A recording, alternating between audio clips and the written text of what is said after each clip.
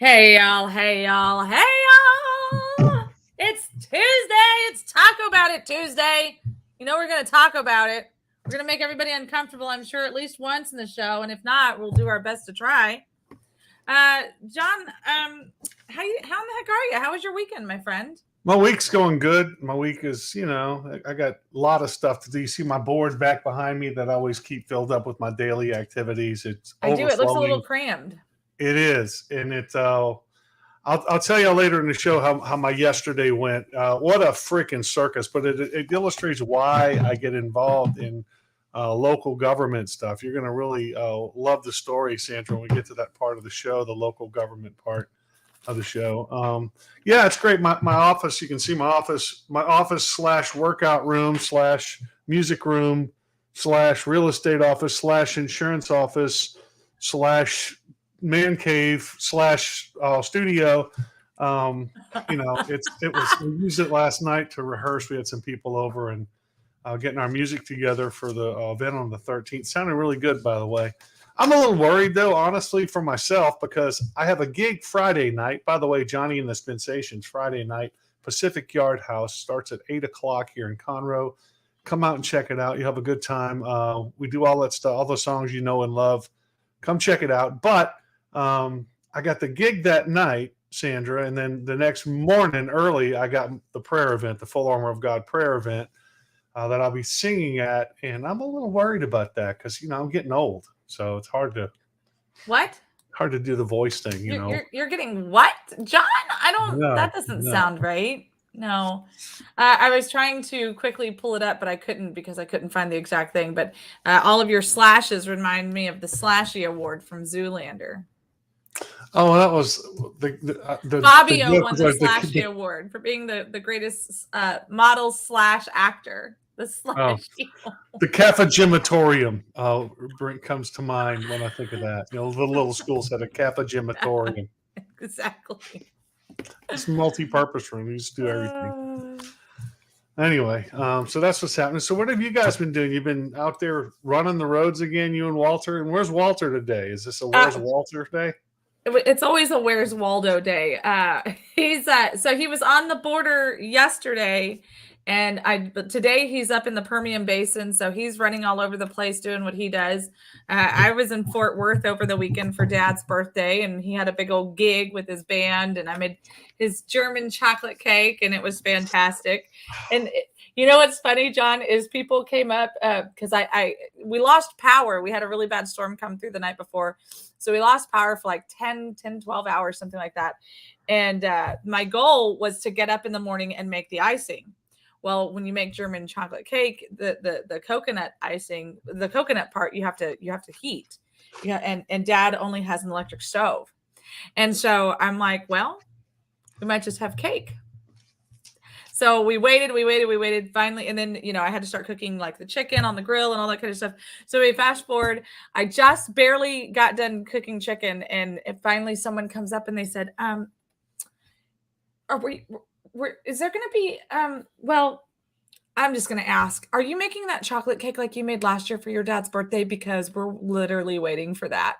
I just started cracking up. I said, funny enough. I said, I'm making the icing for it right now. So that was kind of cool. That was fun, but yeah, I love German chocolate cake. That's my favorite ever. It's delicious. It is. But oh gosh, I need to not be eating stuff like that. I get, Don't tell Walter. I got rid of all my fat jeans, and I can't go back now. I gotta keep going the other way. I did. I had 2 paces. I want to be mad about it, but man, it was so worth it. It was delicious, John. Shut up. Just shut up. Then Christina was like, do you want to take some home? And I was like, absolutely not. I will eat all of that cake before I get home. Love it. Well, it was a good weekend. Lots of crap going on in the world today, Sandra. Lots of crazy. It was a good weekend until I opened my phone or looked at the news. Well, I guess we can jump right into it because there's a lot to cover. I'm sure we're not going to have any trouble filling up 2 hours today. So let's jump into it. Our people are waiting with bated breath. Some of them probably smell like baked breath, but we're not going to go there. But Let's see what's happening here in this crazy world we're living in, Sandra. Simon is known for his rain dances, and it finally paid off. I saw that. I saw Simon rain dancing, and it started pouring. I started building an ark in my backyard when he started doing that. You Hey, probably should continue. Sandra, have you noticed anything lately about this world we live in? Is it not China, China, China? Everything is China lately? Yes. It used to be Russia, Russia, Russia, but now. Yeah. Seems Well, when you read the international headlines right now, when I was doing some research getting ready for the show, it just struck me that everything is China. China's into everything. They got spy balloons flying over ours and other countries. They got spy buoys in the Arctic. Did you know about this? Monitoring our submarines. They have joint military operations with Russia going on in the Gulf of Oman and in the East China Sea near Japan. Their reassertion of dominance and control over Hong Kong. Their menacing of Taiwan and the threats to anyone who even hints at respecting Taiwan's sovereignty. Have you not seen all this, Sandra? You paying attention? It's interesting to say the least. You know, it definitely it makes me wonder. There was this app that Austin found, and this is relevant. There is an app that Austin found, and it's a shopping app. It's kind of like what Wish used to be. It's called something else. I don't remember what it's called. And he has turned into a paid spokesperson for this app. And he's not getting paid, but he's getting like free stuff for referring people and all this other stuff.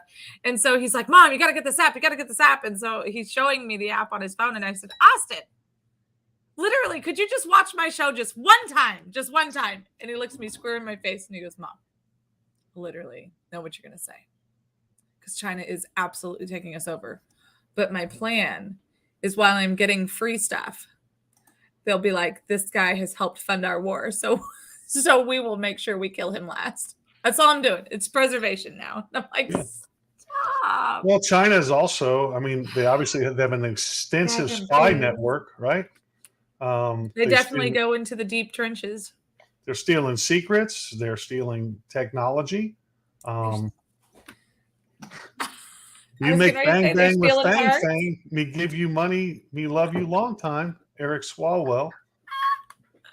That's going on, right? Are they still fang fanging? No, Eric Swalwell has decided he can move past it by just denying it ever happened. Recently, there was a hearing in one of the committees where somebody said, you were sleeping with a Chinese spy. That's a false allegation, and I demand a retraction of the record for that. Hey, you know what? He's right. They never slept together.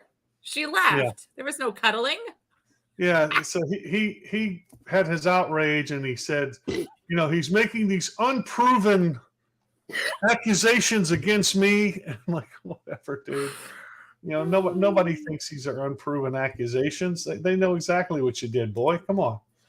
The other thing that China is big into right now, Sandra, is trade and currency manipulation. We're seeing a lot of that happening right now too, in this crazy world we live in. China with their that's cute. Did you make that?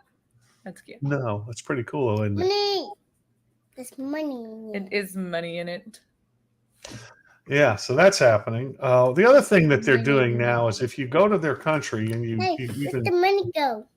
Dare to give the indication that that you might be keeping an eye on them in any way, they will throw your ass in jail over there. This is a Australian journalist who has been in jail for over 1,000 days in China without being sentenced. I mean, she had a hearing, but they never even announced a verdict.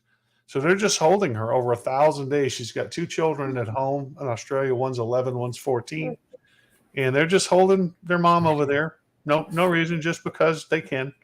And wow. Well, I mean, I guess it's nice to hear that it's not only the U.S. that's holding political prisoners with no justification.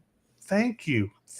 Nice transition. I like it. I'm here for you, John Boucher. It's like I have a crystal ball. I I know y'all aren't going to believe this if this is your first time watching our show. We don't actually plan this shit out. It just happens. Go on, John. Yeah, speaking of manipulating the system and crony capitalism and all that fun, where some people get justice in the criminal justice system and some people don't. It depends on who you are. Check this out, Sandra. You'll like this story. So the National Institutes of Health, NIH, this was back in 2022, because if you remember, the EcoHealth Alliance was the ones that was doing the gain of function research into COVID-19 in the Wuhan lab. Remember that? I do. Sorry, I was muted. And they were given money from our government, grants, to fund this organization that was doing this gain of function research. And so when the story came out about this coming from bats, people were like, that doesn't sound right. So our Congress started investigating it and said, we want to see the data that shows the origin of this virus, where it came from, to support your claims. And they said, yeah, we're not giving you that information. So they wouldn't give the information. So Gallagher wanted to hold them accountable. Gallagher is a Republican from Wisconsin, House rep. And back in 2022, he said, well, while the origins of COVID-19 remain unclear, investigations so far have unveiled that American taxpayers, through grants provided to EcoHealth Alliance, funded gain-of-function research in the Wuhan Institute lab. Americans deserve to know what, if any, role these funds played in the pandemic. But obstruction from Democrats, bureaucrats like Anthony Fauci and the Chinese Communist Party, there's China again, have prevented from getting these answers. So that's going on back then. This is 2022, okay? So what happens now? Bam, they reinstate all the funding for this organization. So they've reinstated the grants to the New York-based EcoHealth Alliance to study the coronavirus in bats. What? Yeah, exactly. So NIH is the company that was doing the gain-of-function research in the Wuhan lab, Right. that refused to turn over the information to Congress so they could see where the origins of COVID-19 are. And so their funding was stripped by Trump. And now here they are back having their funding restored. Their government funding's been reinstated to study. But they're saying, here's the fun part. Here's the word game part where they take advantage of us. Okay. They're saying it's not to study coronavirus, but instead it's to study severe acute respiratory syndrome, SARS. Here's the problem, Sandra. Since they're well aware that the story about the bat origin thing has fallen apart and really nobody believes that anymore, you may not clue into the fact that SARS and COVID-19 both come from the coronavirus. So yes, they are studying the same thing and they're being funded. It's a New York-based company.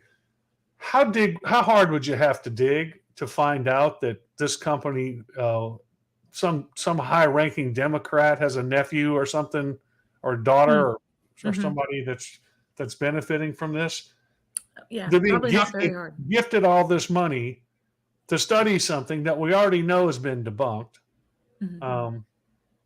So that's what's going on. You know, it's kind of funny. So yesterday, randomly, while we were at, I think is when we were at Buc-ee's in Temple, Austin just looks at me and he goes, super loud, very unlike him. Austin's usually kind of a quiet kid. Very, very kind of loud for Austin in the middle of Buc-ee's. He goes, hey, Mom, did you know that COVID is not considered a pandemic anymore? And I just kind of looked at him and I'm like, so it must have been somebody with a mask. It must have been. And so I was like, yeah, I kind of know that. And he goes, yeah, now they're just calling it a common cold. Crazy stuff, huh? And I was like, okay. Thank you for that, Austin. But it's just kind of funny to me. Like, this stuff is so blatantly obvious. Apparently, my sisters refer to Austin as their, what did they call him this weekend? Their old man Republican. They're like, To he looks answer your like he's question, still. Simon Garcia, how much is the won versus the US dollar? For 14 American cents, you can buy a won. So 14 cents. And for down here at the border, we can get you one for free. Yeah. You get There you it? Because you said it was a won. You could buy a won for free. That's right. I gotcha. That was very bad If taste. you come up with a Jose and Jose B joke, I'm going to just log off the show. It's like, I'm done. I'm kicking myself off of the show. Yeah, there you go. So that's what's happening. On pretty scary stuff internationally happening, Sandra. Yeah, Still, no, it really is. I mean, we laughed about it, but it's not. It's still this coalition of Russia and China seeking world dominance. I'll tell you the thing that concerns me a little bit. It seems like no matter what China does, they're not really gaining as much ground as they want to. They're still having to steal technology, which, look, if they take over people, what are they going to do with, where are they going to get the technology? Yeah. So at some point, how are they going to be desperate and just lash out? I mean, it's like they're trying to take over stuff, but they don't really have the wherewithal to take it over. It's just a desire. They have the wherewithal to maybe take it over, but to actually control it and run it, that's a whole Speaking of desires to take things over and run it. Yeah, look at that. Bam. Comes right in there. It slides right in. Walter, like you magnificent bastard. What are you doing? I was just thinking about prison showers. Did y'all see my TikTok, my latest? Well, so you did I see your look at your latest TikTok? And so I opened it up and I see you standing in a shower and I'm like, okay. And then I clicked back off. I'm glad I missed it.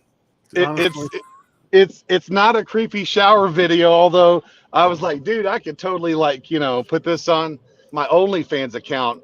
But dude, it was. Did you see what it was? No, you gotta play. It's on TikTok. It's totally clean. It's me, man. That doesn't. Well, okay, Walter, you just stop right this second. I need you to pretend for 5 seconds that I know better, and it has to thoroughly be fed. I have solved the prison recidivism rate problem, and it's through the use of PTSD. Who better to promote PTSD than an actual soldier who may or may not have it? Dan Crenshaw, keep your hands off my guns.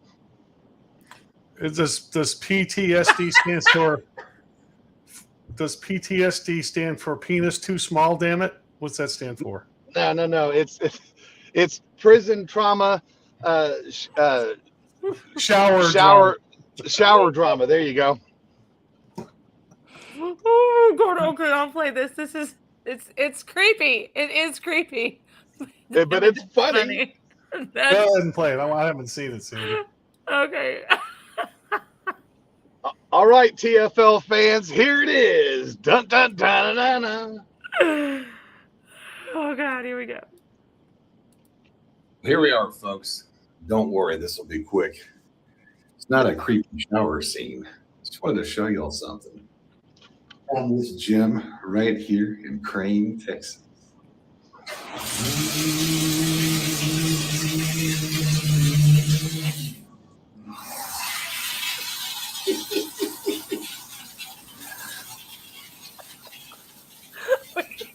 What's with the disco light shower head, dude? You want to have a party in a shower?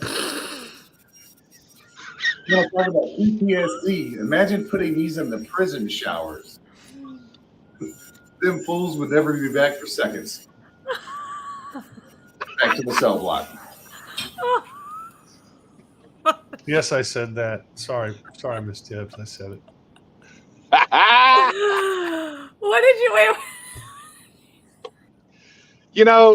I was ranting and raving about this hotel that I got for super cheap. There's no vibrating bed. There's no quarters by the lampstand. No nothing. And the tile was great. Clean, totally bargain. But for midnight pulling into Crane, Texas, oil and solar countryside, and then I wake up. I'm on my way to go meet with Christy Craddock right now. And I'm sitting here going, we got to take a shower. As soon as I jump in, I'm like, holy crap, hands in the air like Black Lives Matter. I mean, dude, I was like all over the place. Brown chicken, brown cow. That is Exactly. I don't even have words. The Other than, best. did you ask where we can buy them in bulk?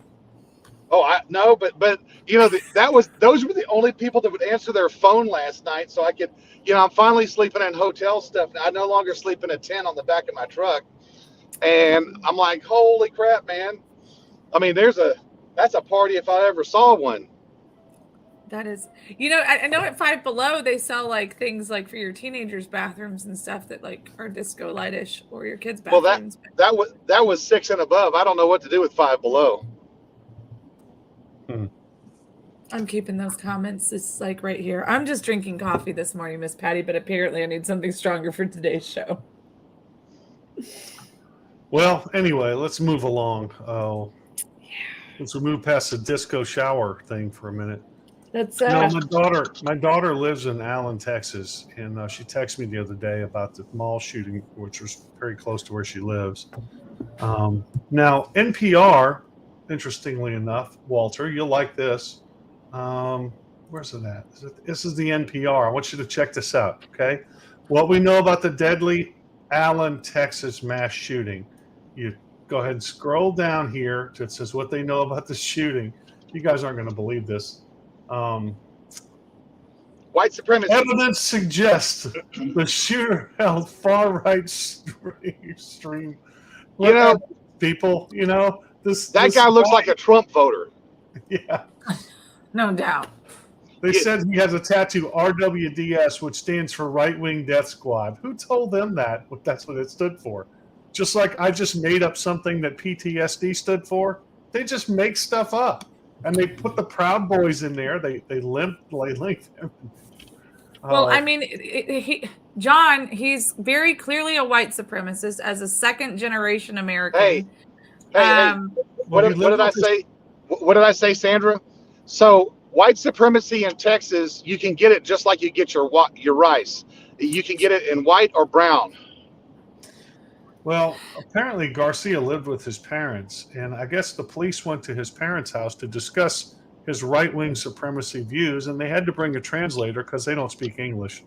Which I thought that was interesting. So the chances this guy was a white supremacist are about slim and none. Yet you see how NPR went ahead and reported that. Well, John, here's what you Have you noticed the mass killings in Texas over the past 2 weeks? It's all been by illegal aliens. All of it.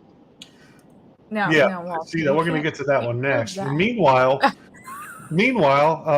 the House Republicans fold like a chair on the gun bill to say that now you have to be 21 years old to buy a semi-automatic rifle, and they use that term semi-automatic as synonymous with automatic because they are what we call stupid, and so they just keep saying semi-automatic. Every clip-loading handgun is a semi-automatic. So that's what they're hoping for. Well, and then John, also keep this in mind. To buy an automatic weapon, you have to have an FFL, which means you have to be 21 to apply for it. And it's a couple $1,000s. So again, I was talking to Steve Toth on the phone yesterday about the girl who got sodomized up in Plainview, and he was they were waiting for this vote to come to fruition. So you're telling me that because he started talking about AR-15s, and I'm like, are you kidding me? Look at Sandra's son down there is 18 years old, and he's not going to go take out a mall. But when the cartel comes through their backyard because they've done it in the past, are you telling me that he's not allowed to possess? And you know what? If you want to say they can't buy, well, then this is where parents get involved and they go buy their 18-year-old son's rifles, because I had a semi-automatic 30-30. I'm sorry, a semi-automatic 30-30 in my actually mine wasn't even semi-automatic. You had to rock the hoop lever. But in the middle of downtown Houston, I could carry that around. We had them in the windows of our trucks back in 1990. Walter, you wouldn't be advocating for parents to go out and buy their children firearms, because that would be considered. I learned how to shoot guns on a freaking ROTC HISD high school I shooting know, range but in you're my just a white school.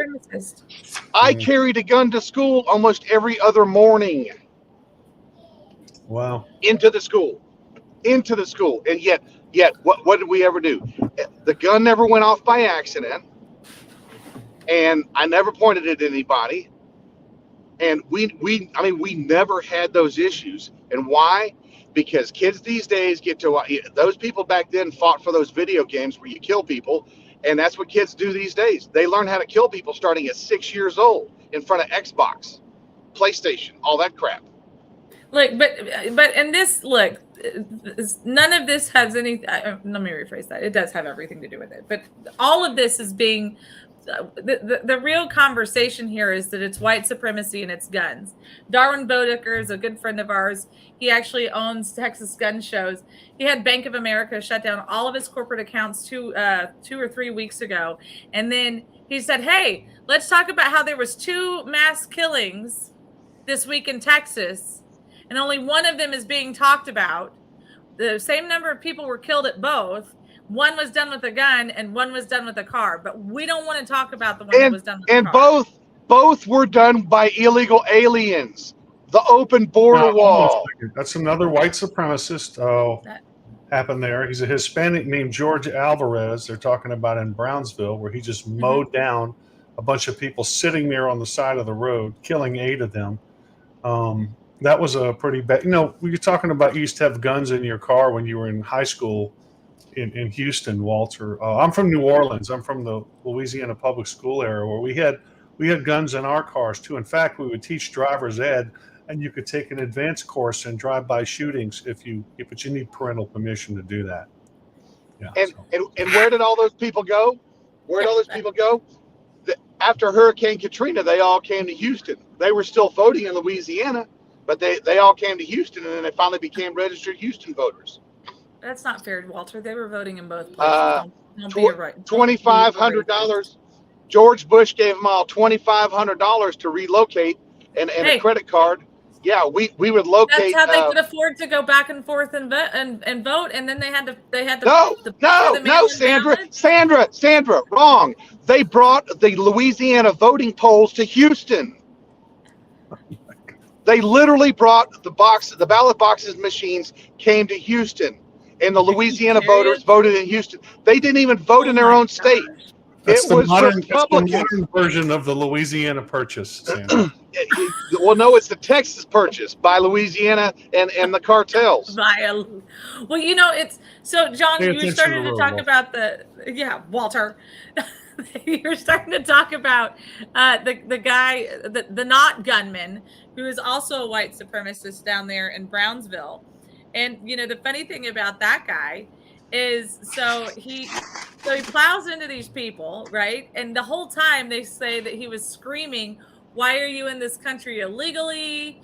He started. No, if you watch the video, he wasn't screaming anything. He just ran over a bunch of people. He obviously lost control of his car. He flipped over. When they arrested the guy, he looked high as could be. I think they're trying to supply a motive to this whole deal. I just think the guy was blacked out of his mind. He was doing it TikTok. He was doing it TikTok. He's like, look at me. I'm Latinos for Trump. He was saying stuff like that.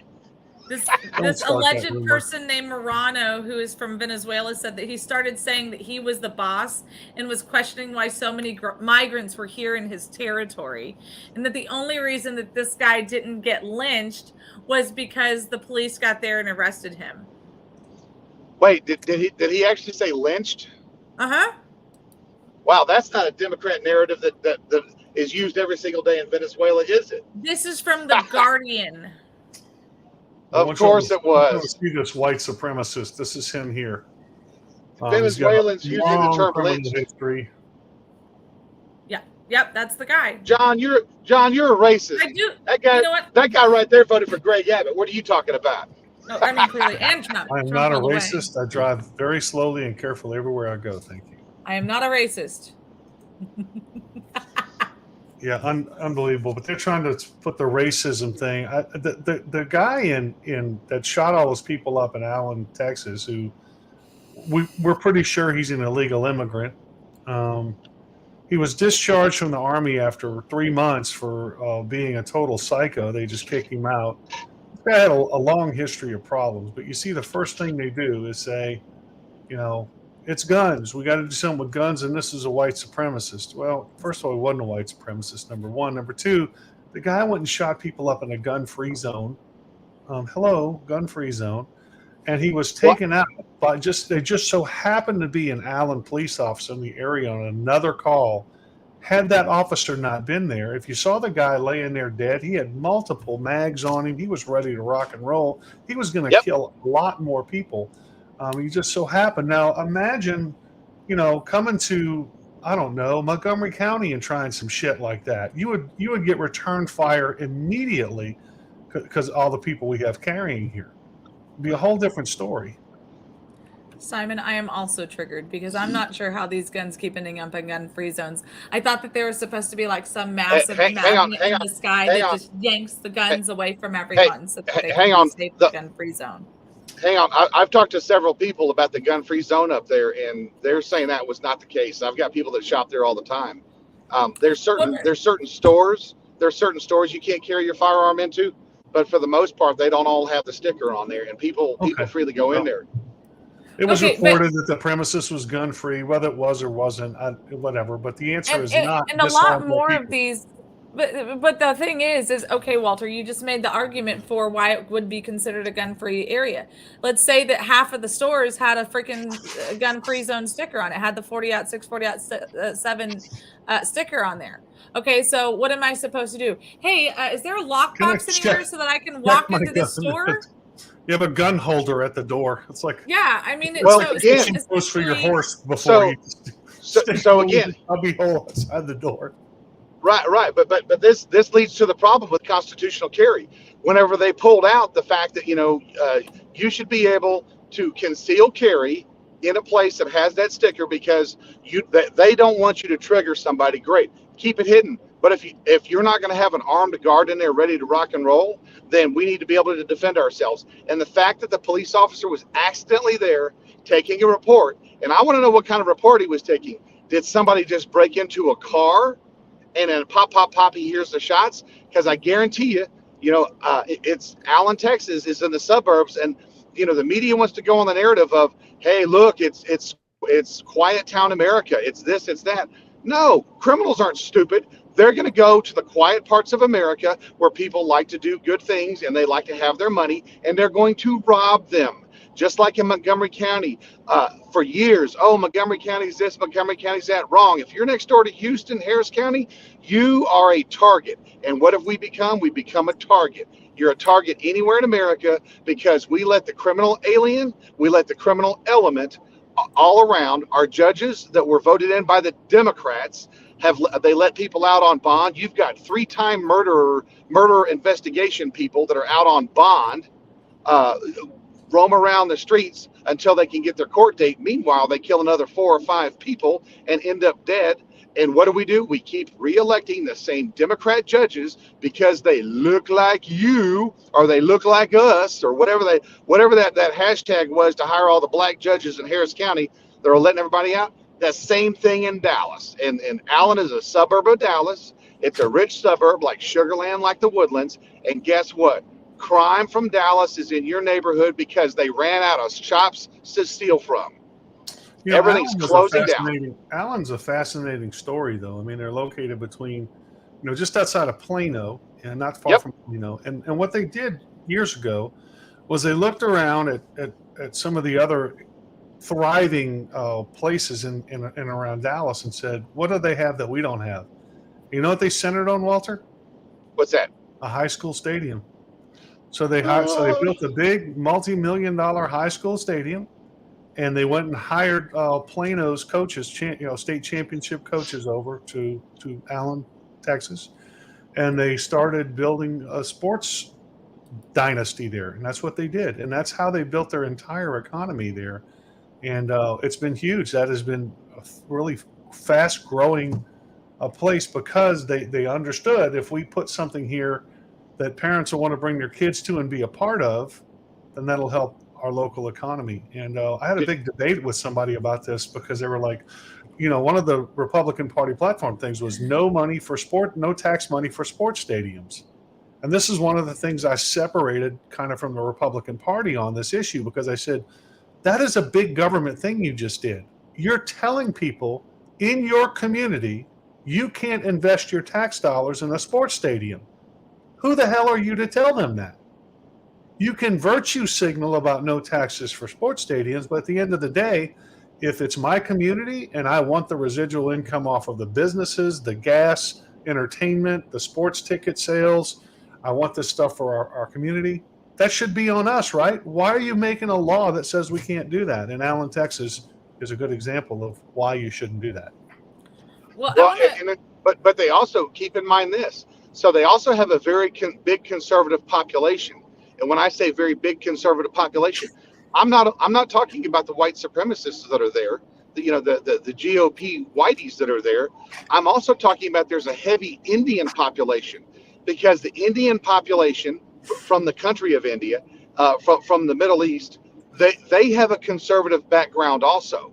And that's one of the other draws. If you'll notice, that was a large swatch of people that were there during that event. That's in a very heavy, affluent Indian neighborhood. And that was the other thing that the mainstream media, they kept it back. And I'm telling you right now, this thing right here, I don't think this guy acted alone. I don't think he was pissed. I don't think he had a manifesto. I don't think anything. I think this was, he thought he was going to get away with something. There was accidentally a cop in the right place at the right time.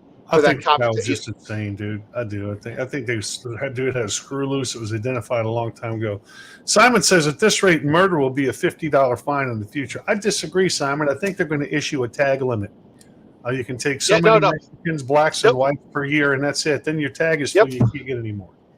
Yep, the Democrat Party, this is part of their upstake. Now, keep in mind, this guy right here, he did have a Puro Tango Blast tattoo. And while everyone in Allen, Texas is saying, how's this happening? How's this happening? I called Sheriff Skinner himself and said, hey, you've got gang members from that guy's same gang. It's not cartel, it's the gang. And they are a preface to the cartel. But I said, you've got those guys that are sitting in your jail right now because in Dallas County, they've been robbing, raping, kidnapping people all day long. They've got 5 and 6 charges against them. And it's public record. You can go look at who is in the Collin County Jail, and you can see exactly who is coming in from Dallas to Collin to Denton. I mean, it's just like Houston would go up to the Woodlands, to Fort Bend County, to Katy, which would be Fort Bend, and then all the little neighborhoods we've got, Chambers County. I'm telling you right now, the blue epicenters of Texas are expanding their tentacles and testicles so that they can get into our red parts, and they're doing it with people like the party chairman there in Montgomery County. Well, before we continue down this lovely web, yesterday I played a clip, and John, I don't know if you've seen this or not, from MSNBC, and it was talking about the shooting in Allen, but it was from the congressman that represents the area, or close by area at the very least, Congressman Mark Vesey. And I want you to hear what he has to say on this. Hey, real quick. Okay, go ahead. This rhetoric, a lot of this dehumanizing, human beings that are here in Texas working hard, regardless of their immigration status, is a way for him to sort of try to catch up with DeSantis in the crazy department. And again, on the gun, him being completely tone deaf when it comes to that is absolutely no surprise. We used to have very, reasonable gun laws here in Texas. If people wanted to, have a concealed carry license, for instance, they have to go and take a course to make sure they were proficient in shooting. They've gotten rid of that.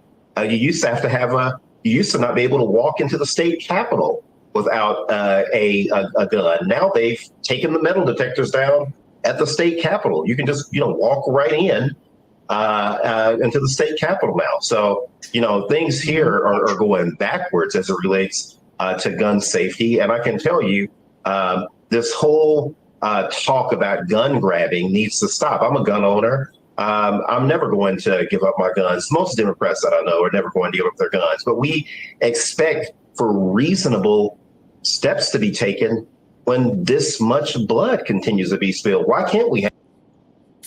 So, Sandra, what's that guy's name? Mark Vesey. He's congressman from the 33rd district. Mark, what? How do you spell Beasy? Veasy. Vesey. Okay, because before I say what I say, I want to make sure I get him right. He's of the 33rd. Uh-huh. Oh, hang on a second. That's a campaign one. Anyway, a year older than me, a whole year older than me. And I'm thinking, Yes. hang on. It's coming. It's not. Yeah, there it is. There it is. There it is. So he. Hold on a second. Yeah, y'all keep doing your thing. Okay, well then how about we do our commercial break? Is that acceptable? There you go. Okay, we'll be right back, y'all. Because Simon is keeping clock. We'll be right back.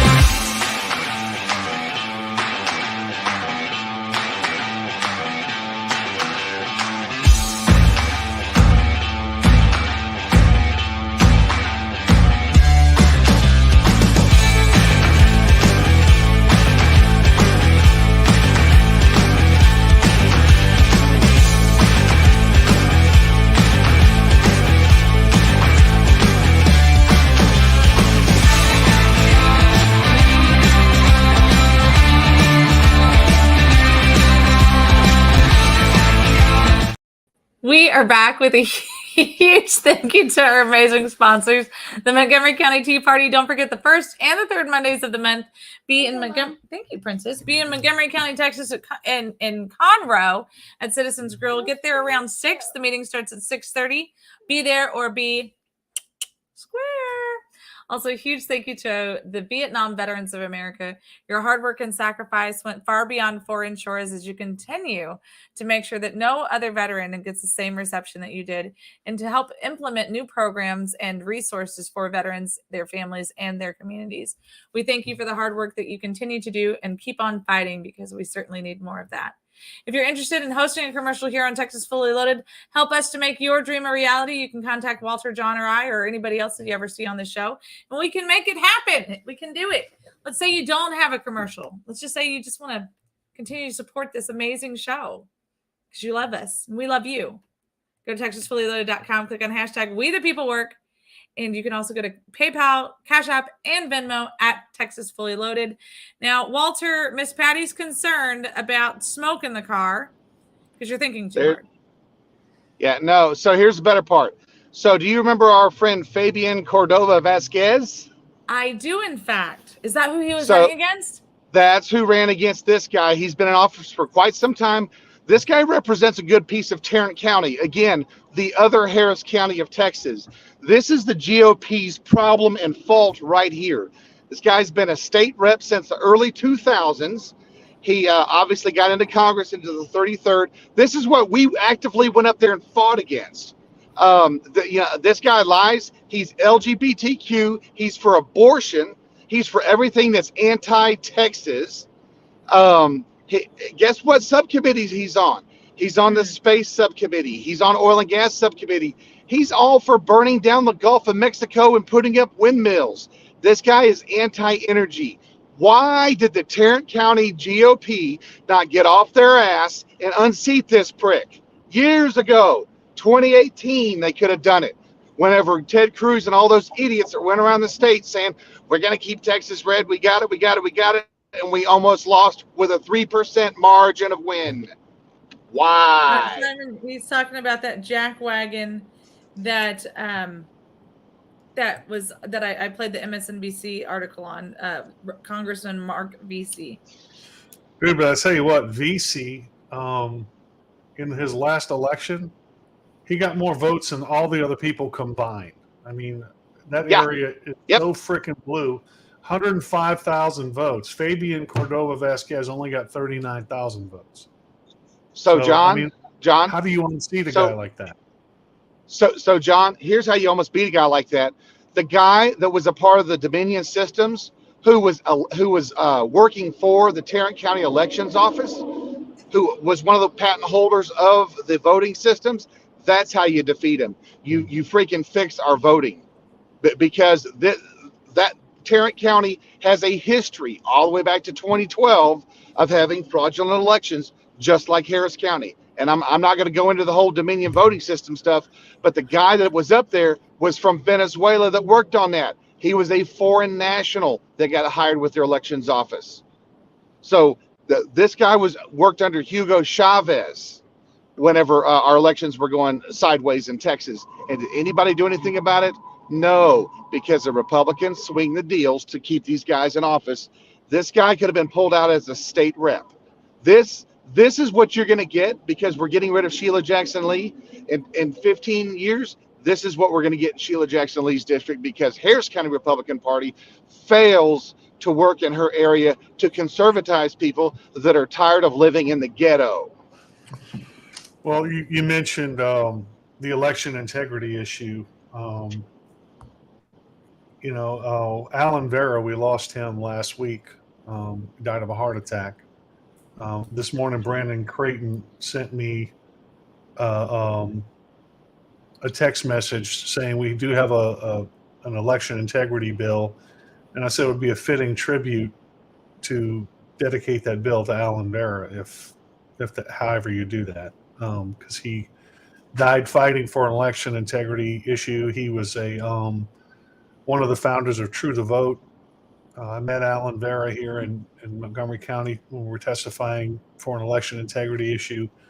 He was a true warrior. He's going to be missed. He leaves a big void, big shoes to fill. We'll see who steps in and does that in Harris County. But Alan was definitely viewed as one of the most knowledgeable election integrity people in that region, if not the state and the country, actually, Walter. I think you know that. Yeah, no, he was a part of the King Street Patriots. That's what the True the Vote kind of grifted that direction from the King Street Patriots, which was a phenomenal uprising of patriots, Tea Party patriots back in the late 2000s, early 2000s. I know that they went after True the Vote whenever they finally went to their nonprofit status, and that's what made what's her name,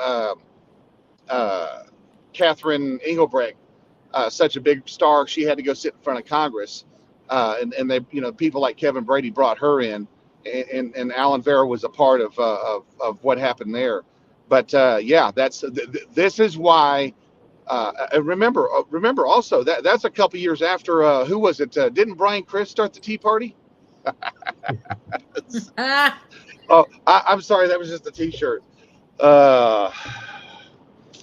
Anyway, but bottom line, this is why we've got to find some way to get the grifters out of the Republican Party, because it's only two parties. You're never going to have an independent movement, because the Democrats will never vote to have a third party, and neither will the Republicans, and the state won't go that way, no matter how. We've seen with Brian Slayton, we don't have any conservative fighters in Texas anymore. Everyone's got a deal. Everyone's got a grift. They do not care about the normal taxpayer. This is where you get with your rep and you light their ass on fire every other day to make sure they pass the bills that need to be passed in the 5 months out of every 2 years that they work. Sorry, I'm multitasking here. I'm trying to do some real estate business too at the same time. Sorry. Walter, Miss Patty's going to fight you. She said, Walter, them are fighting words. What are fighting words? Saying that Brian started the Tea Party. Well, he wore the T-shirt, right? It's on the Conroe Courier. It seems fair. The 2014. Well, we're going to get to them. What are these scammers up to now? You're going to like this, Walter. You're not even going to believe it when I get to that. But let's move on. So you mentioned this guy a second ago, Brian Slayton. Now, look, I was watching an argument online the other day about Brian Slayton, and people, somebody said, I bet you all the people that back Brian Slayton are sorry now. Well, you didn't have a crystal ball to know what the guy was going to do. There are other people that say, look at all the people that defended Brian Slayton. Well, we didn't defend Brian Slayton so much as we said, let's actually get the information before we make a rush to judgment and say anything. Yep. Yep. I thought it was inappropriate for members of the House to come out immediately when the allegation was made and say this guy's a sexual predator. I didn't think that was the right thing to do. Hold on, John. In fairness, this was happening for weeks before they said anything. All of the members knew. It was weeks before. They were letting it play out. Yep. They were letting it play out. And listen, this girl he was with, she's a part of a lawsuit. She's a plaintiff in a lawsuit where Myra Flores is one of the defendants. She's had these allegations before. And here's the funny part. Brian Slayton owned up to it. Okay, cool. Well, you know what? There's another butt plug. Great. We just defeated the grassroots conservatives. Great. Okay, fine. He did a lot of good. Did he own up to it? He told one person that he did it, and then he went back to that person, according to the report, and the person who he told said, Slayton told him, hey, you know what? Don't mention that I told you anything about that, because I got a plan to get out of this. And whatever his plan was didn't work, because the person he told said, yeah, I'm not going to, I'm certainly not going to participate in that. Welcome to Austin. Yeah, you can't, when you start pointing the finger and throwing out people for sexual impropriety, I mean, you're going to throw out a lot of people. My problem with him, John, was everything, and the fact that he got some 19-year-old drunk and did stuff to her. So, I mean, the guy's a scumbag for what he did, no doubt about it. Go ahead, Walter. But John, that is the normal mantra. These are the people that run Austin. It is the 19-year-olds, the 23-year-olds, the hey, I got a political science degree year olds. That's what's running Austin.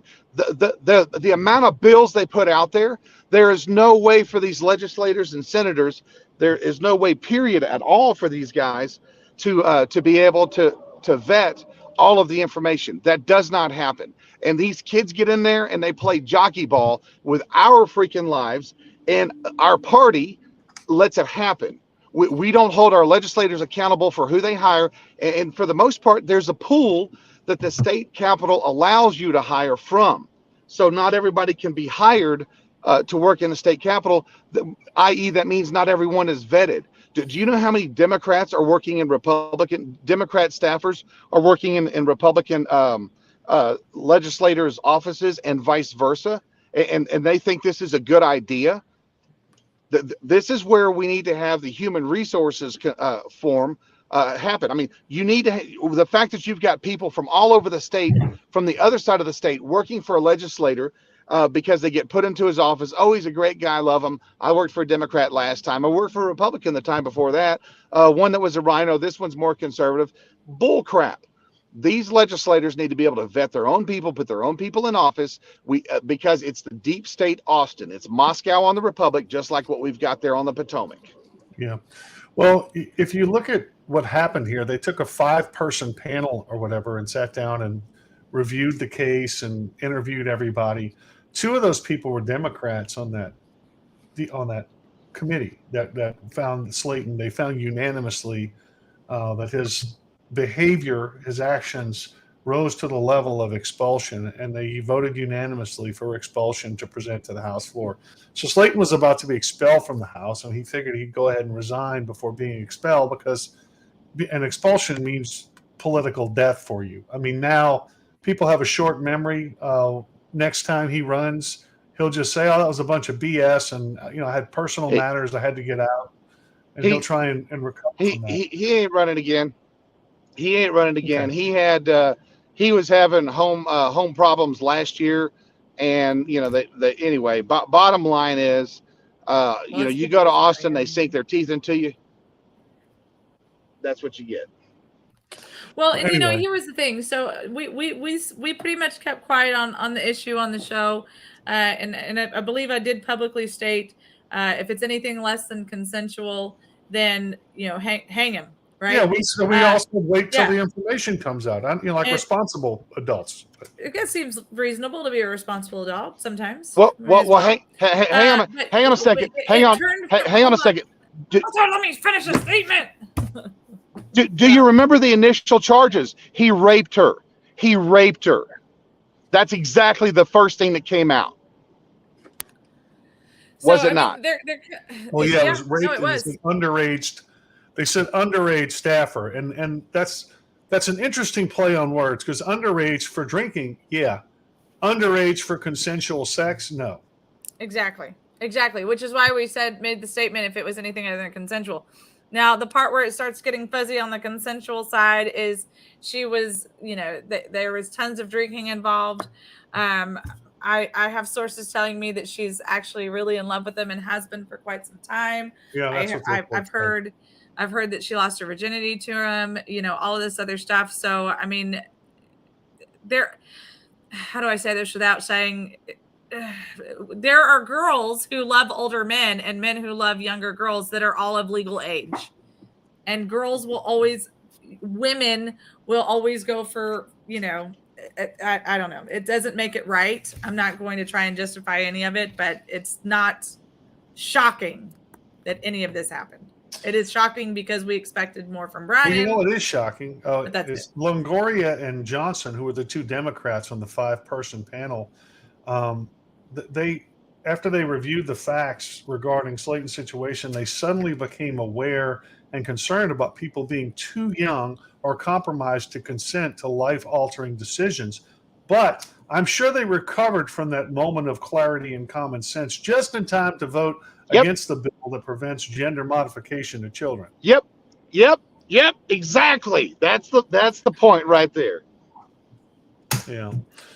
No doubt about it. These people are evil, soulless people. And if you say that, then you're a mean guy for saying it. But Well, you know what the problem was, John, is that she was 19. So she clearly couldn't have known what she was doing. But when she was 16 or 14 or 12, she would have known what she was doing.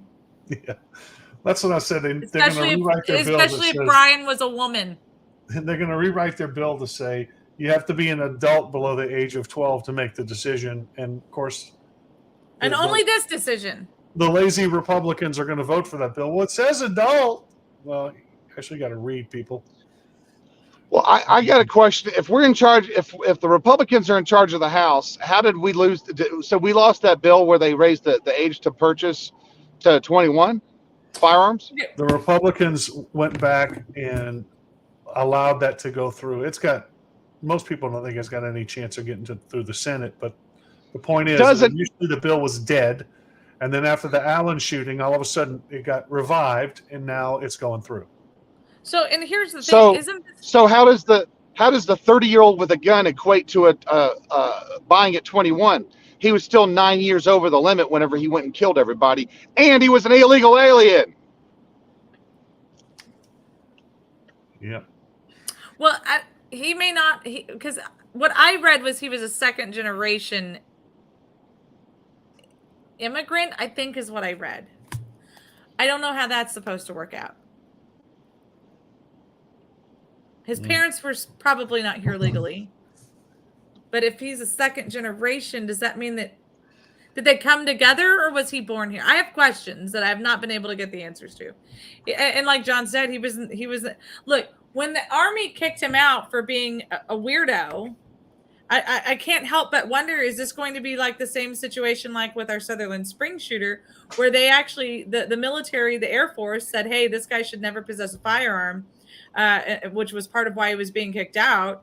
And then they didn't put through the rest of the paperwork. Did this guy own the firearms ahead of time before he was kicked out of the Army? Exactly. Like, there's lots of questions and not enough answers. And I doubt there will be any accountability, just like, actually, I can't say just like with Sutherland Springs, because Sutherland Springs sued the correct entities and won. They didn't sue the gun manufacturers like dumbasses. Okay. Well, let's see. Next fun thing. You guys will appreciate this. Talking about the dumbassery of our government. Let me share this little fun story with you, and I'll give you all my tale of how we deal with crap too here. We're not above it. So I bought this property, my house, last year. We closed on it in June of last year. Mm-hmm. A few days ago, I get a bill in the mail postmarked May 2nd. Now follow me because this is important. It says you owe taxes on this property. Now, when you close on a house, they estimate taxes. You pay for the prorated taxes, and then you're supposed to get a tax bill once everything is settled. Well, I never got a tax bill at all until a couple of days ago. That came postmarked May 2nd. I want you to read what the bill says. If you pay it by May 1st, you won't be charged a penalty. So it goes up on May 2nd, postmarked May 2nd, so I got to my house about the 4th or 5th. You know what? If I pay it the previous day before it was mailed, I don't get charged a penalty. But John, it gets better. Go ahead, Walter. That's Charlie Riley's cousin. She can't do the math like he can. Yeah. So anyway, I call over to the tax office and they say, you're going to have to come in. And I go, okay, no problem. I'll come in. I'll bring my tax bill. We'll get this thing sorted out. They go, well, it looks like it was just transferred over to you. So that's what happened. It just got transferred over and it was already late. Okay, so you just transferred it over to me. You know I'm not responsible for this then. Of these late penalties, I'm happy to pay my taxes, but not the late penalties. So it got to me it was already late is my point. It got to me it was late already, and you're telling me now if I pay it the previous day that I didn't even know about it, then we won't charge you even more penalties. So I get to the desk, and the little girl at the counter is, she's like, I don't know. And she goes, let me go talk to my supervisor. So the supervisor comes out, and she goes, okay, you're going to have to pay the penalties. In fact, you're going to have to pay the penalties to May 31st, the larger penalties, because it's, you didn't pay it by May 1st. I said, how can I pay it by May 1st if you didn't send it to me? I didn't get it till like the 4th or 5th. Oh, well, looks like it was transferred over to you late. I said, yeah, it was. Okay, well, there's nothing we can do about that. You have to pay the penalties. It's like, you know what? Not going to do that. I need to talk to somebody else about this because this is stupid. Well, that's policy. Well, policy overriding common sense. You know it was transferred to me late. You know I don't know this. You know you mailed it out late, but you're telling me I'm responsible for all that. We're not going to do that. So she says, you'll love this, Sandra. You can write us a letter and asking for a waiver of the fines, of the penalty. However, you're going to have to go to the appraisal board and get them to write you a letter saying that they transferred this late and give you an explanation. I said, there's no way in hell they're going to do that. Well, that's all we can do. So I paid the bill just for the principal, not the penalties. After waiting all that time at the tax office, I drive over to the appraisal office. I take another number. I wait in line forever, finally get up to talk to somebody. And they go, I said, here's what the tax office told me. They go, we can't do that. I was like, yeah, I know. Can you just print me out a printout of the screen to show the history of my account? We can't do that. Okay, can you pull it up on the screen and let me take a picture of it so I can at least go show it to them? Yeah, we can't do that either. Okay, what can you do? Well, we'll have to email you a response. Okay, do you think I got the email, Sandra? So you know where I'm going to be when we get off the show. I'm actually going to be tomorrow. I can't go mess with it today. So I'll be back over there, and then I'm going to have to go back over to the tax office. And this is what our people deal with. And you wonder why I get involved in local governments, because of bullshit like this we have to deal with. John, send them a bill for your time. Yeah, idiots. I'm not kidding you, dude. I mean, so they're saying you're going to have to write us a letter. I'm physically here in front of you, you dumb broad. I mean, you know what? You just proved that wasn't Charlie Riley's sister or cousin or whatever. It was Linda Stuckey. She knew exactly who you were. It was her sister with a mole on her nose. That's why you don't hire. That's why you don't hire the inbreds from East Montgomery County that you're related to. Yeah, it was unbelievable. I mean, and you can see the train coming, and I'm standing there going, they're not going to write this letter. You're sending me over there. They're going to send me back. I'm going to be standing right in front of you. We're going to do this again. They just try and beat you down, But hang on a second. Hang on a second. Did you? It's not just. Did you video this? No, I should have. Dude, we got a nationwide program. All you got to do is blast these. Can you imagine having that conversation that you're stating first party? Can you imagine having the video of it? I mean, and being able to TikTok it? When John goes back, they probably won't even remember them having the first conversation. So it'll be just like Groundhog's Day. No. They'll remember. It's Montgomery County. Trust me. They have their hands in every freaking thing that you ever want in life. They want their 10% for the big guy. Well, they heard the argument on why they needed to raise everyone's taxes so freaking high. And, I commented on Ginger Russell's post. She made a post about her taxes on her house going up. Ridiculous. And ours went up almost $50,000 for the appraisal value of our house. Almost $50,000. And other people in our neighborhood, they're like, hey, so are we all going to get together and fight this together, or are we doing this individually? Like, what's happening here? And for our house specifically, you guys have heard me talk about it, and I've been on open testimony in the city council complaining about the warehouse that they put right here. As I walk out, it's like the freaking Death Star sitting right here. It's what the kids call it, is the Death Star. These appraisal districts, these county and local tax officials, they have their heads so far up their freaking derrieres, it's not even funny. They know damn good and well that they didn't come by and appraise these houses. Nothing has been done on the outside of this house in 10 years. Nothing. Yeah, there's no way they can justify a $50,000 improvement when they decreased our property value by at least $20,000 by putting that warehouse there. It doesn't make any sense. John, didn't we learn in Montgomery County that they can't go more than 10% of the appraised value of your house? It can't go up more than 10% of the last appraisal. Well, that was a bill that supposedly came through, but there's still other ways that they can manipulate that. And I think that was one taxing entity. It wasn't all of them. Well, and the other thing was that, like, when Manny bought the house, everything's in his name because he used the VA. So then when we got the very first really crazy tax hike on the house, he had to go and spend all day at the tax. They wouldn't let me do it because my name's not on the house. It's all because it was all through the VA.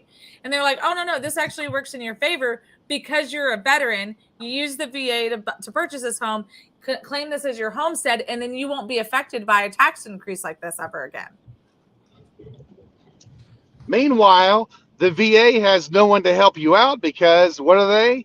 That's right. They're too busy trying to take your guns and pour more opioid suppositories into the soldiers so that they just be hooked on the system. Welcome to communism.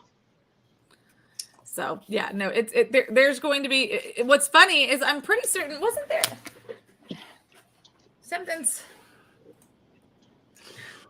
there's something that it's right on the tip of my tongue. Yeah. Could have swore we talked about this a lot. Yeah. Well, that was standing there in the appraisal office, hearing one after another people come up and complain about their appraisals going up. Imagine that. I kind of felt bad for the girls sitting there because they're not the ones making their decisions. They're just the one having to deal with all this stuff. And some guy walked over to me and goes, "What do you do for a living?" I said, "I'm a realtor." He wanted to bitch about his taxes to me. And I was like, I understand, man. But one of the things I do just some dumb schlep. I don't even know why I'm here. Well, one of the things I do, I did finally tell him, look, man, I'm an elected official too, and I got to deal with the same crap. It's ridiculous. It is. But one of the things I do have to tell people sometimes, Sandra, is they'll come to me and say, I want to fight my taxes. And I'll go, okay, theoretically, your house is based on your taxation rate, your appraisal is based on comps. So I'll run your comps and I'll come back and I'll say, your comps are coming in, $40,000 above what they're taxing you. So if you go down and fight your taxes, you can end up getting your taxes raised. You don't want to do that. So I guess I'm saying the incompetence runs both ways in a lot of instances. Well, and John, don't you remember every time our taxes and appraisals went up, all of the elected officials in Montgomery County, theirs were going down? I remember that. Theirs so were staying flat or going down. That's worth checking into. That is worth checking into. Well, Dennis Tibbs did a huge report on that. And of course, they all just said, that just was luck. Yeah, amazingly so. Yeah, you'd have one of their houses in the neighborhood where everybody else's went up, but theirs went down. Yep. Yeah. And we're like the one house, I forget who it was. Craig Doyle. Their house can sell for over 1.3 million, but was appraised at 325.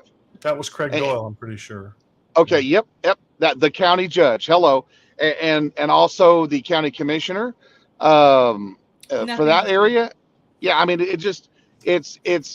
it's tax the we because they are the and you owe us. Hey, you're breathing. You owe us. Gosh darn it. Yep. Well, Dale Inman and I joked about that one day. Whenever there was a job, we need to hire this position. I'm like, here it comes. It's somebody's relatives.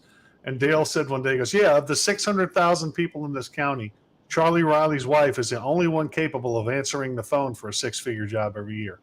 That's amazing. Good for her. Very highly qualified, it sounds like. The crap. Hey, John, it looked like that girl from the 70s. Remember that Rosanna Dana would do it with the headphones on, doing her nails, chewing her gum. Yeah, Charlie Wild's office. May I help you? Well, we have a very crap situation we need to talk about.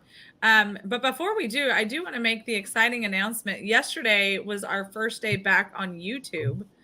So we're excited about that. We're going to see how long it takes before we get kicked off of that again. Challenge accepted. Challenge accepted.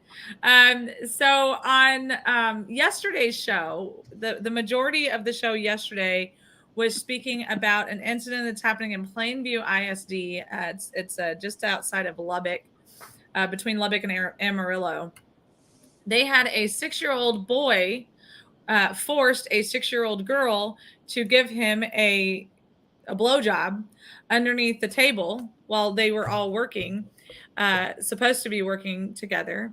And the teacher did nothing about it. Now the teacher is now on administrative leave. Now, it wasn't just boys being boys. It went further. They recorded it on the school iPad. The little girl begged him to stop, kept hitting him with a book, the whole entire shebang. And none of that happened. This boy has a history, and several others have a history for the whole school year of pulling out their tallywhackers during school. So and making other little girls look at it or touch it, and if they don't, then they were threatening them. Now, the same little boy has been bringing his dad's cell phone to school to show them pornography. So there's so much happening with this story. Now, Walter got an update from Heather, just whom we had on yesterday, and he's fixing to have to get out of the car. So, Walt, if you want, can you give a 5-second update on what you spoke with Heather on yesterday? Yes. So talk to Heather. So she now has a case number. Now, here's the interesting part. The elected sheriff has opted not to weigh in because of jurisdictional conflict, even though he is overall in charge of the whole entire county. He's the chief law enforcement agent. There is an investigation going on by, I guess, the police department. I hope not the school district police, because this happens to be hidden by the school district superintendent / teacher / whatever. Plus, the ISD police officer is friends with the parent of the attacker. There's that. And then the other thing is the FBI has been alerted, and they will be going to take possession of that iPad since it possesses that, which means now we get to find out what the school's IT department did. And when I say that, because they tried to scrub that iPad. So with that being the case, we're fixing to find out whether or not the school district tried to hide evidence on basically a child by child rape that was covered up, and not only covered up, but they lied to the parents and they tried to downplay what happened. Oh, there was an incident with a video on an iPad. Your daughter was involved, and then they come find out, oh, actually your daughter was forcibly sodomized by these people, and it was recorded. And then on top of that, one of the cell phones of one of the children that's owned by the father has pornography on it. And so the kids get to see that, on top of the fact that there is a looming band of kids that are being bullied by these 6-year-olds or whatever age they are. And they're trying to say, hey, listen, this just doesn't matter. Oddly enough, I think Ginger Russell would find that on the TikTok thing that I put out there, this is a UNESCO school. This is a school that is supported by the UN. And, again, one of the things she's been preaching on, and bam, here we go. And it was from their own website. But we noted that their website was professionally scrubbed. It's got all of the it was professionally scrubbed within the past couple of weeks. And so they have taken down a lot of their content and locked up a lot of things. So I don't know that this was made clear yesterday. This incident actually occurred like 3 weeks ago. And so Heather's family was trying to get the school to do the right thing, and they were not. And instead of putting these boys in ISS, instead of putting expelling them or suspending them or anything along those lines, all they did was put these boys in other classes. So fast forward to yesterday, I get a phone call on my way home. Well, I got a text message first from a mom who watched our show yesterday, whose daughter is a first grader at that same school. And she called me and she said, I saw your show today, and I wanted to reach out to you and tell you about what else is happening with this. And I said, okay. So she said, all of this stuff is happening. And of course, we as parents were not informed of any of it. She said, the only reason that the parents know is because of Heather and her family speaking out again about what happened. She said, but we weren't unaware that something wasn't happening, but the school was not being transparent about anything. So these boys have in fact been terrorizing girls and students all year long. It is a very small school. She said the classrooms are about 15 to 20 students, and there's only about 4 or 5 first grade classes. She said, of course, and they all have recess together. They have certain classes where they're all together, right? Of course, lunch and all of those kinds of things. So she said a couple of weeks ago, apparently when all of this happened, her daughter said, hey mom, we've got a new boy in our classroom. And she said, I kind of thought it was odd because of course it's the end of the year. So, it's a small community. Nobody that we knew of had moved into the community. And so then another one of her neighbors, right there on the same block and everything, she said they started talking, and another boy had been moved into her daughter's class as well. All within the same time frame, all of a sudden, at least these 2 young girls started having wedding accidents at school, in the middle of the night, all of a sudden, all within the same time frame.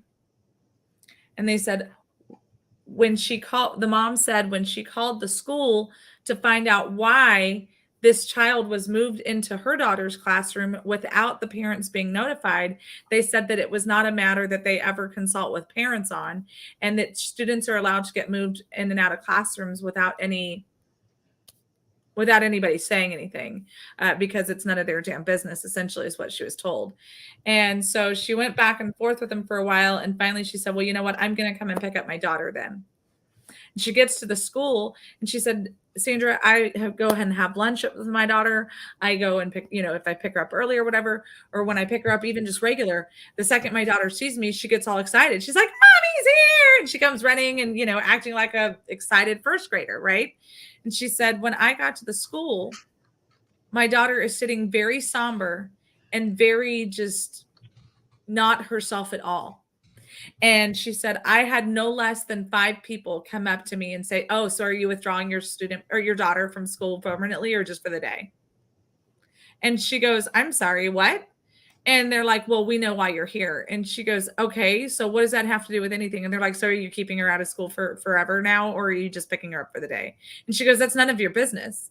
And so she said she was talking to, I guess her daughter forgot something in the classroom or whatever. She went to go and get it. And she's talking to the teacher in the hallway, and she's trying to ask questions and trying to just, do what any other mother would have done.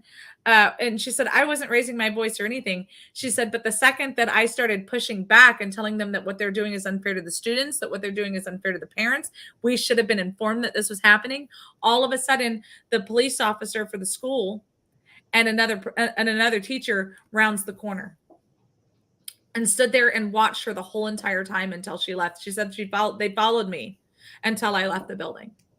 Now you tell me, why in the world are these parents and these students who are the victims being treated worse than the attacker? Yes, this is a 6-year-old child, but this 6-year-old child is also being abused. They're being abused by the system, and every single child and parent involved in this is being abused by the school and the superintendents and the school board. It's disgusting. It's vile. We are creating an environment where it's okay to be raped, but not to be. It's okay to be the raper, but not the victim, not the person that's been raped. And you can sit here and say that that's explosive language because these are 6-year-olds. Good. Because this is a learned behavior from this young man. This young man learned this behavior. This is not something that 6-year-olds just up and do. I've been around way too many 6-year-olds in my life. I've never one time, John, have you seen a 6-year-old force another 6-year-old to freaking give them a blowjob in the middle of school? Mm. Wow. John, go on, say something. It's a whole new level of doctor, isn't it? Playing doctor. Yeah. And I told the mom, she and I spoke for about almost an hour and a half. It was about an hour and 20 minutes we spoke. And I told her, I said, once upon a time, even, when Alex and Austin were little, I wish we could go back to me only being afraid that they were going to come home with head lice and a bad word. Now I have to worry about them coming home with an STD apparently.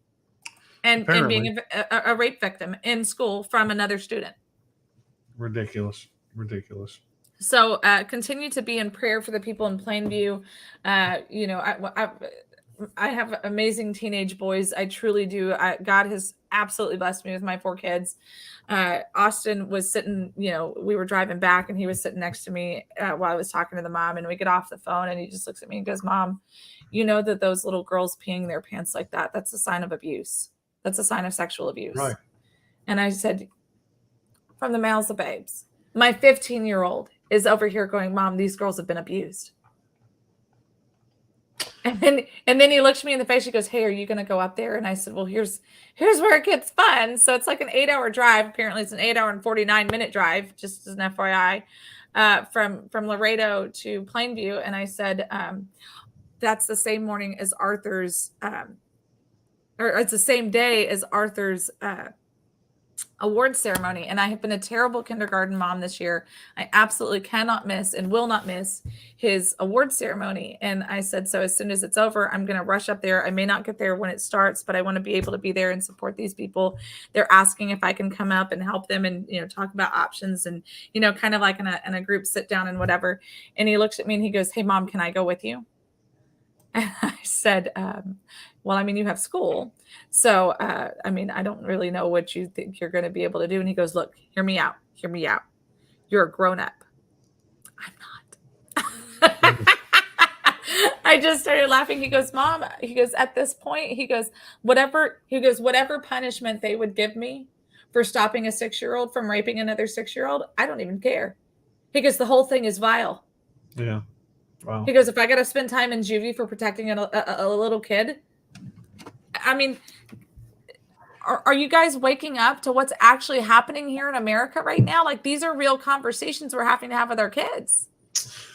Ridiculous. And what's happening in America is, on another level is, they tried to defund the police thing. It didn't work, right? Right. So then they say, they also said, well, people can just police themselves. We don't need the police. Well, look what happened in New York on the subway. There's a violent criminal assaulting people on the subway, and some citizens subdue him, put him in a chokehold. The guy dies. Now they're trying to prosecute the citizens for this. This guy got a long record. And of course, the media is running around showing he was a Michael Jackson impersonator and he was killed for that. No, that's not why he was killed. He was assaulting people and threatening people on the subway, and he just got the wrong guy. That's all. This Marine who happened to be on the subway ended up putting him in a chokehold and to restrain him, and the guy ended up dying. So this is the new George Floyd. They're out there parading. It shouldn't be a crime to be poor. And, AOC's calling for prosecutions and everything else. The mayor, not to his credit, he said, he condemned AOC for calling the Marine that subdued this guy a subway murderer. So that was one thing. But that's the new George Floyd. So, hey, AOC, how do you feel about 6-year-olds raping 6-year-olds? And there was another case where this woman who identifies as a man, I guess, was shoplifting in San Francisco, and they had an armed guard at the Walgreens, and the shoplifter left the store, turned around, spit on the guard, and the guard drew his gun and killed her.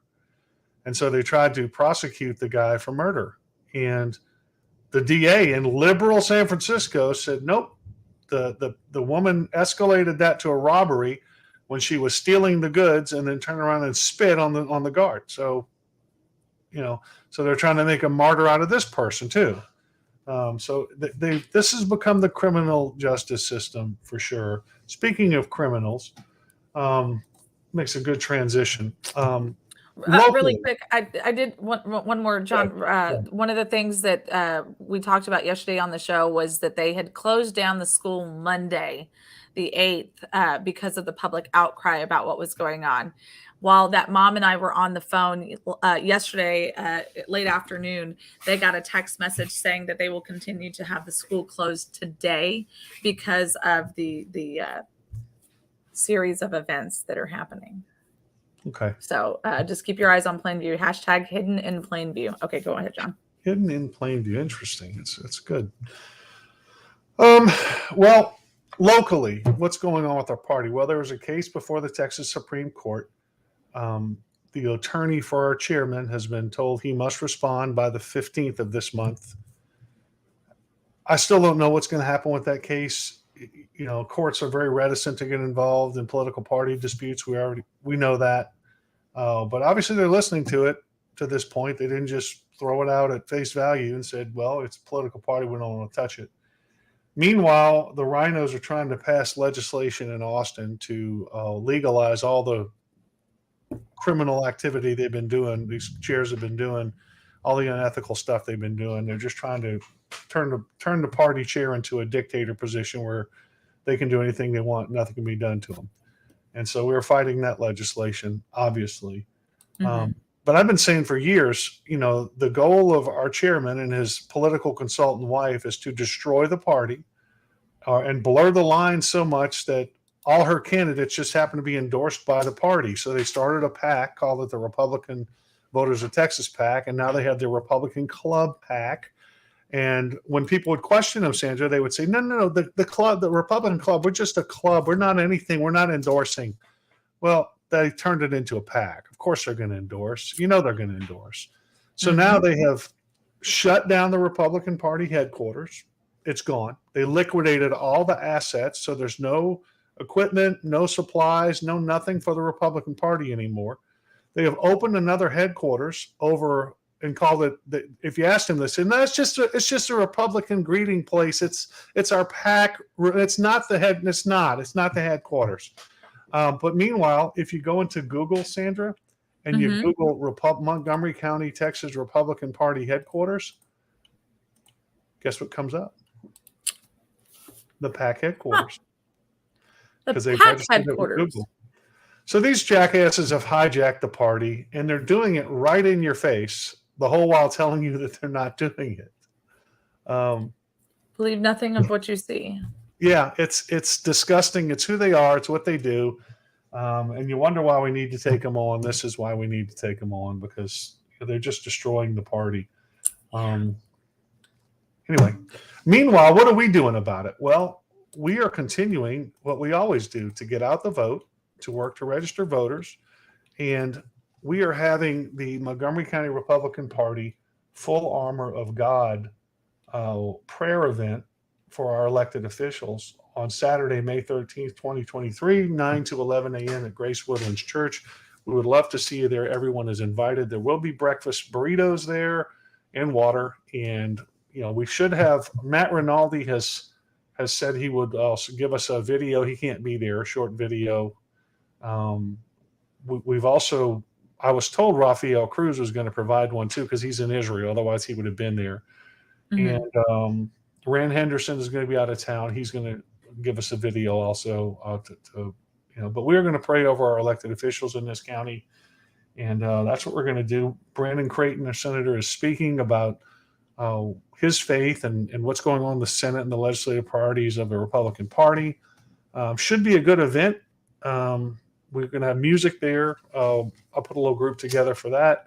It's got Calvin Russell, Rachel and Stephanie and myself.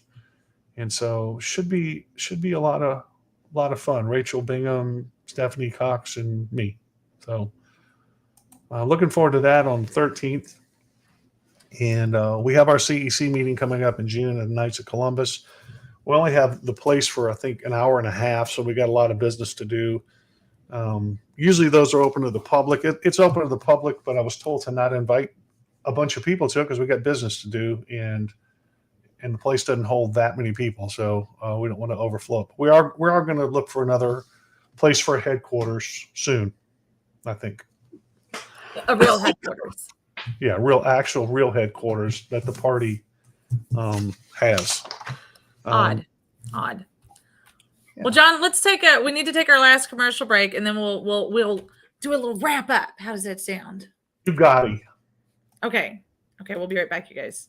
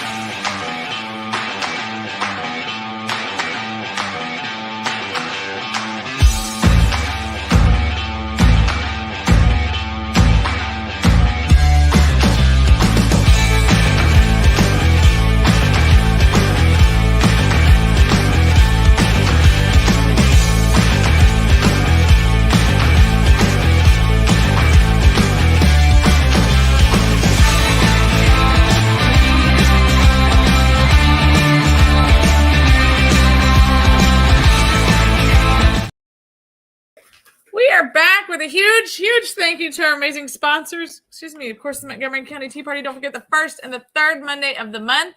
Be there or be square. Simon, would you please stop dancing? As Patty's had enough. However, I need more, so go ahead. Dance, baby, dance. Just face a different direction, perhaps. Maybe that's the difference. Also, a huge thank you to the Vietnam Veterans of America. We appreciate your service and sacrifice. Went far beyond a foreign shore. You continue to serve and sacrifice here for your fellow service members, for those that you were in war with, and future generations. So we thank you so much for everything that you continue to do.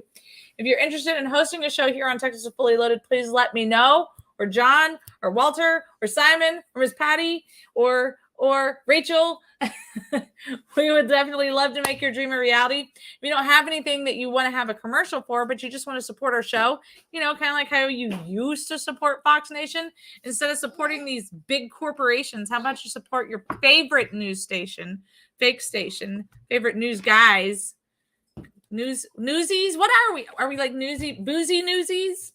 Ooh, that could be We fun. know stuff. We don't. Go to We do Cash App. stuff and we know stuff. We do stuff and we know stuff. Go to Cash App, PayPal, Venmo, at Texas Fully Loaded or TexasFullyLoaded.com. Hashtag We the People Work. Girlfriend, what are you doing? On the show. You want to get on the show, John? Well, come on in, Charlotte. Come on John said, in. come on in. What you got for us today, Charlotte, Diana? Hold on. You need Charlotte, a, what do you think about the geopolitical outlook of the rest of the for the rest of the year, Charlotte? All right, yeah. Okay. All right, Charlotte, what's your opinion on the what's your opinion? Geopolitical outlook for the rest of the year, Charlotte. What do you think? What do you think about President Xi over in China? Do you think Putin's a bad? She just kicked John off the show. Wait, Wow, respect. she's not having any of your nonsense, John. All right, Charlotte, what have you got for us? What? Okay. Okay, you get it. It's not broken. Okay, good. Come here. Oh no, it's kind of broken. It's not broken. No, don't do that. Okay, it's not broken. So, Charlotte, we just. Okay, never mind. You're fired. It's okay. It's okay. Anyway. Oh no. Are you in this or not? Okay, then tell us something.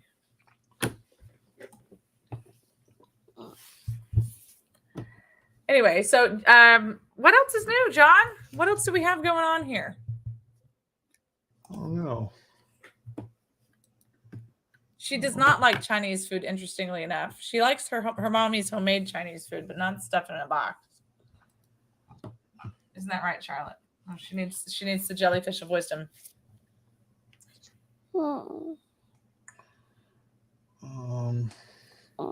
Be careful, it's heavy. I'm gonna call somebody about a house. Well, that's a good thing. I'm excited. Some of the projects that we've been working on are starting to come to fruition. Some of the political stuff that we've been working on, so that's exciting. Not necessarily the legislation, because clearly they don't give a crap about the grassroots. So it's time to find people that do care about the grassroots and get them elected. So Yeah, that was disheartening to see overwhelming opposition to a bill in online and then in person.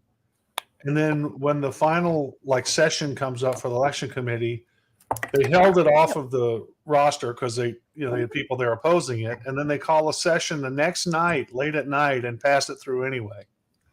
It just shows you how tone deaf. You don't matter. If they want something, pushed through, they're going to push it through no matter what anybody says. Right. Now it is stalled right now. I don't know what they're doing with it. Let's see where it is right now.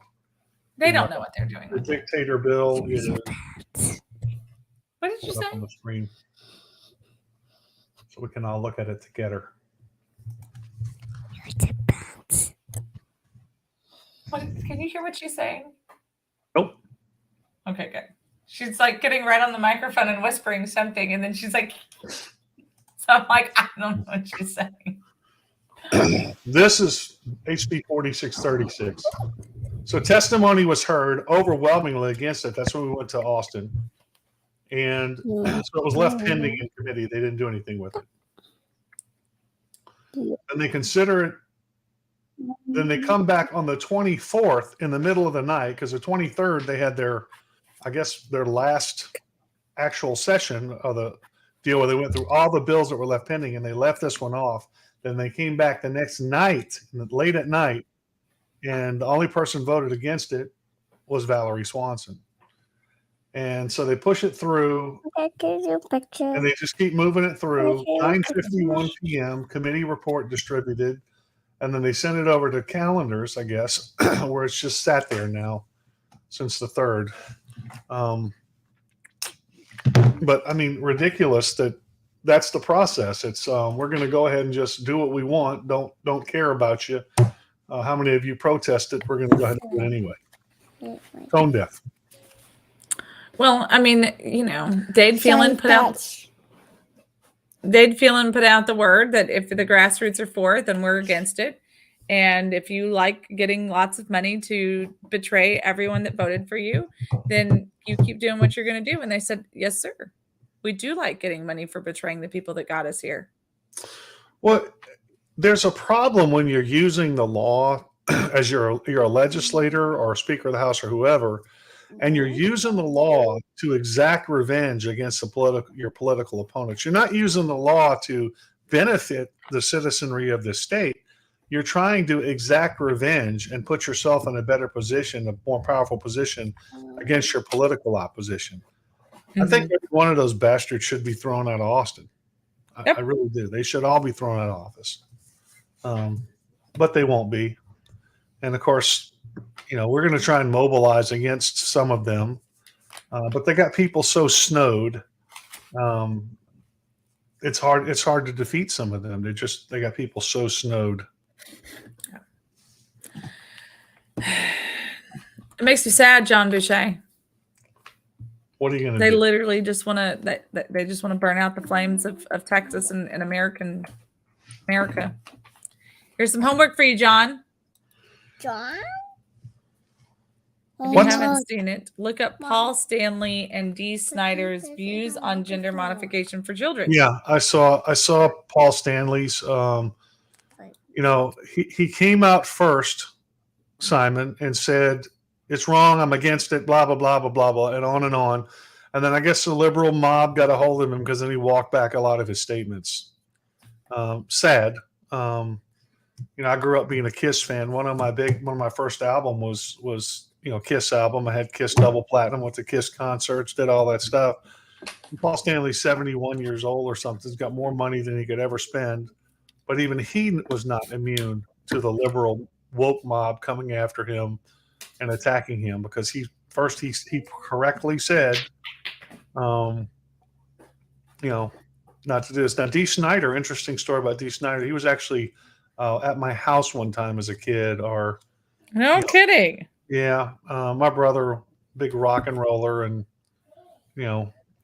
they came by one night. I don't know the whole story on how it ended up happening, but we had George Lynch from Dokken in our music store at the time, and that guitar he plays in some of his videos, that red Kramer Beretta he got from my brother, because my brother traded him for his Charvel guitar, which was a very iconic guitar. If I can pull it up before we get off the show, that guitar.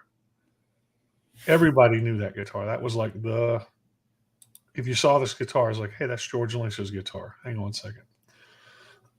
But Jay ended up trading him straight up for that guitar and had that guitar for a long time. And I don't know where the hell it is. I know it's in here somewhere. Oh, here it is. It's my brother way back in the day with George Lynch's. No kidding. Tiger Stripe Charvel. And here's another one for you. If you're a rock and roller, you got to know who that is. That's Yngwie Malmsteen with my brother way back in the day. Wow. Yeah. Little bit of John history for you here. This is me back in LA in '86. You're doing your best to look like I was my own person, thank you. I wasn't trying to look like anybody. You had that 80s fro. I had the 80s. That's my actual hair. So,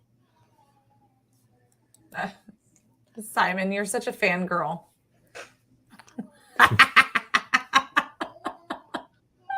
yeah. Anyway. Oh. Good times. Hashtag good times. But I got to meet a lot of those people. I got to meet Jack Blades from Night Ranger and Ted Nugent and Eddie Van Halen and all those people. It was really kind of cool. It was a cool time in my life. Ted Nugent's a cool dude. It was a Ted huge honor Nugent's getting out to of hang out with control, him for though. a day. He's out of control. I mean, every other word out that dude's mouth was an F-bomb when I was hanging out with him. I'm like, there's little kids around. I'm like, you got to have more sense than that, dude. You know. He still does do that, but it's with a Patriot twist now. Well, actually, I can't say that he did it around kids. He was very respectful when. Well, I like his views on things. He's very funny. His story that time about talking to a reporter that I'm sure you've heard, where the reporter said, "What do you think goes through the deer's mind before you kill it?" And he said, "Deers don't think about that stuff. They think about what they can have sex with, what they're going to eat, and how fast they can run. They're like the French." I thought that was hilarious. Well, on that note, we are officially out of time on the show. That was kind of funny how that ended just at 11:50. You thought you were going to get away without me saying something politically incorrect, but it didn't happen. Never. This would not be Texas Fully Loaded if we couldn't be politically incorrect at least 10 times in one show. We should start keeping. Simon, you have a new responsibility. You have to keep track of that now. It's not a drinking game, though. We don't want you to die. We all need to eat. What, Miss Patty? We all need to eat what we say and do our children. I don't even know what that means. Miss Patty, did you start drinking? Were you doing a drinking game today? Now I have to filter Miss Patty's comments.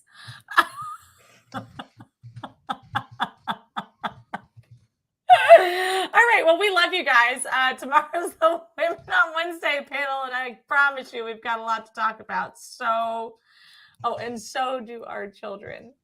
Thank you, Simon, for always having everyone's back on this show. Bye, y'all. Bye, y'all. Bye, y'all. We'll see y'all later. Bye. I'm going.